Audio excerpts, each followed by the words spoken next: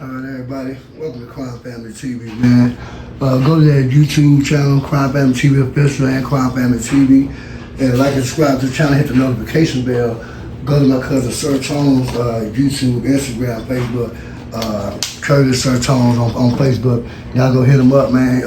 Really don't have to make an introduction tonight. I got a real OG, legendary to the city, man. I want to welcome my cousin Sir Tones. What's going on tonight, fam? Shit, chilling, man, living life, man. Making the best of it, living life to the fullest, man. Already, man. I had some technical problems earlier, so we're going to rewind back some of the questions, fam. Explain to me again, young Curtis, high school, like you say, prom king, some of the things you did during school. Yeah, man, like I said, born and raised in Corpus Christi, Texas, on the north side of town. I went to Coles Elementary School, third grade, I got in some trouble. I had to go to Crosley. On the second half of third grade, but then in the fourth grade, I was able to go back to my home school, and I went to Winfield for middle school. I played football, ran track. High school, I went to Roy Miller High School. 2001, I graduated, but I also was a homecoming king. 10th grade, I was on the 4x100 relay. We made it to regionals in track. I actually also played football. I was a cornerback and I was a running back. Kind of sums up for school.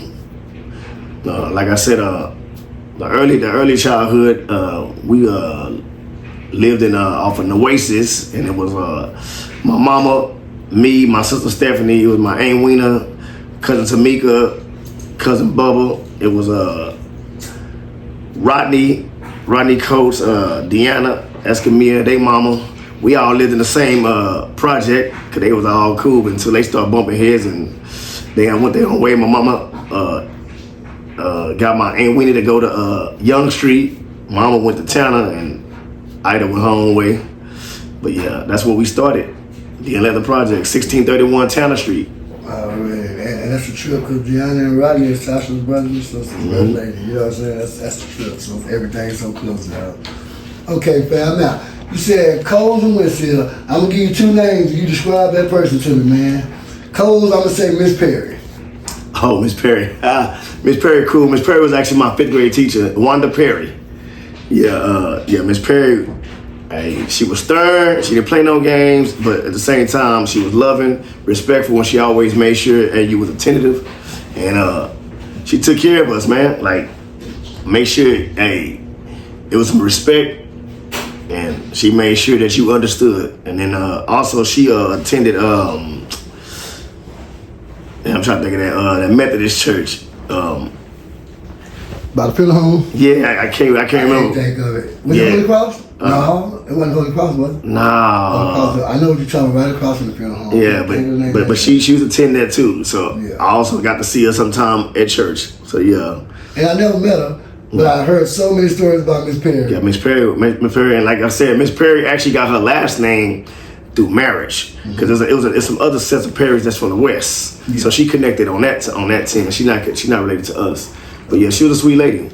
All right, now going to Winfield. I know principal. Now I don't know if he was there when you was there. Did you know Mr. Clay? Nah, he wasn't there. Man, he was a bad boy. I went to he wasn't there. I tell you about old Mr. Clay. All right, now the music game, like I was saying, man. A lot of artists are doing it in our neighborhood as far as making music, but not putting it on a scale where it's considered professional, where you can have it uploaded and people see the screen covers, you see the album covers, and people don't realize we used to open up the album covers, see the pictures on the inside, everything. As a youngster, you were younger than me, fam, and it never even dawned on us to go that far thinking with the music. What was it made you different at a younger age than all of us? Yeah, you were the first one to put out a real CD, man. Well, like I started in middle school. I started like in late 1996 under the umbrella of MI1 Records with my friend. He's like a brother to me, Sha One, Armando Lujan Jr. He was the first one that introduced me to music, and me and him we used to connect. And I was like one of his first artists, and he would start doing stuff professional. So I was like, I want to do that. Yeah. So I was like, look, I'm gonna take it a step further. I'm gonna make sure everything is professional. Like, I didn't have duplicate CDs. I had replicated CDs. I also made sure I got it mixed and mastered. I also went through distributions to be able to get all my stuff out. And I was literally walking around school, 10th, 11th grade, with a real CD. Yeah, already. Pressed up. Like, that was my thing. They had a group out there, I know you're probably familiar with it, and I meant to ask you back then, have you ever dealt with Southwest Wholesale? Nah, I didn't deal with South Wholesale. Nah, I didn't get no distribution with them. I was just doing everything independent by myself. Okay. But I'm very much familiar with it. But I was just doing stuff myself, just selling it, walking. I had backpacks full of shit, walking, selling it, $5, $10. And it's probably one Buccaneer event was going on. A lady asked me to sign an autograph. I've never signed an autograph, but I was like, shit, what's your son's name? I made it out to him. Did that shit.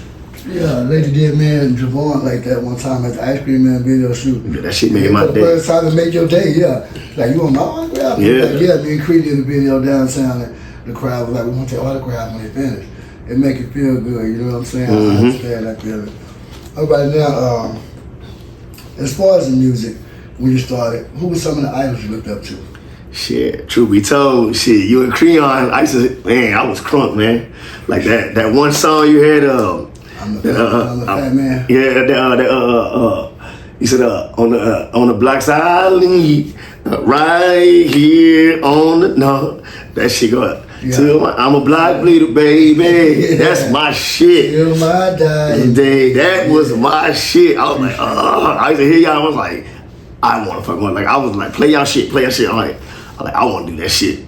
That shit had me in, like, hyped. Because before rap, I really wasn't into rap. I was more into oldies and listening to R&B, listening to soul. That's why a lot of the chorus and stuff I do is, like, soulful. Yeah. Because that's what I grew up on. The church background. Yeah, so that's what I grew up on. So it always stuck with me. But yeah, I used to listen to that shit. I was like, man, that shit go crunk. That shit, I was liking that shit. Really. Now, this is something else. When we was young, you know, kids went to church and all things like that. Mm-hmm. In our family, I remember my daddy telling me, if the white folks can make you go to school, nigga, I can make you go to church. You know what I'm saying?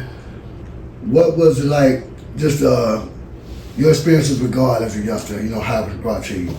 So, with us, basically, just being around family members and they tell them, hey, you gotta go to church, you gotta read the Bible. But that was cool. And like I said, I was even a junior pastor.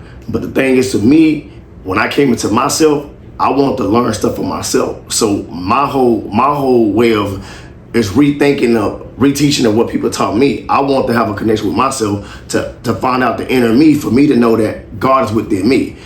I don't associate with religion. I'm more spiritual. Right. I feel like religion is a concept for division, to each his own, but that's just my personal thing. And I feel like each individual has to have their own personal connection within God. Not, because this person said it. No, I'm not concerned about what he, she, or what they say. You got to have that have that willpower, get that knowledge of self, and understand knowledge of self. So that's me, especially as an adult. I got to learn a lot more of self by being an adult, not so much being forced to go here. Because go to church, you got to go to church. But ain't nobody actually telling you shit. They ain't really teaching you nothing either. It's just go. Just because, they want a break, or you better go do it. Nah, I actually want to learn. So, and I did the same thing with my children. I didn't force them on nothing. Yeah. I made sure that, I told them, this is what I do, but you can do what you want to do. Like, ain't no force. Ain't forced to do nothing. Already. I'm the same way, fam. Exactly everything you just said. You know?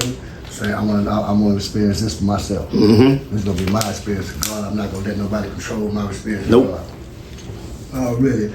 Now, some of the artists back then that you worked with, man, name a few of them artists, man, so people would know some of the artists who was putting it down for corpus. Because so many people be like, we're putting corpus on the map. And, you know, I don't consider being famous put us on the map. Just as long as you was out and you was pushing that front line, whether you made it or not, you was pushing for corpus. Who were some of the guys pushing when you started, you know, just outside your hood? I say that. So, I know Third Coast was, with Johnny Moon, Nick. Yeah, Nick, that's Johnny Moon, Nick. DJ Heavy Hands. Yeah. They had a good. Yeah, like I remember they worked. They all opened up at the Texas. They had a Texas festival out there. I seen them live. They was doing stuff. Who else? I seen Mr. Playboy. It was who else was doing stuff? Man, it was a lot of people. I can't really just think of people's names. Joe Rogan's been out a while too. Huh? Young Rollers been out a while. Yeah. I remember Young Rollers. Yeah, but see, Young Rollers, but they came after. They came way after. Yeah, way after me. Maybe 8 to 10 years after. Yeah, way after me. But there was a lot of people doing stuff like, you know what I'm saying? Like, it was like, but it was more of a passion, love. It wasn't about people down over. People back then. People really show love. Yeah. And you know they were tentative, like. But there was a lot of people. I just can't off the top of my head. I can't think of a whole lot of people. But yeah, I know Third Coast. I mean, what's their name? Like with Flatline them, they was doing music. Yeah. Tone was doing music because I remember me and Tone. City Records. Yeah, me and Tone, we actually did damn, I was still in high school. We did the Little U. Yeah. We opened up. We did a show at the Little U. Yeah. You had to introduce me to Tone. Yeah. Tone came cool. I remember us standing over there with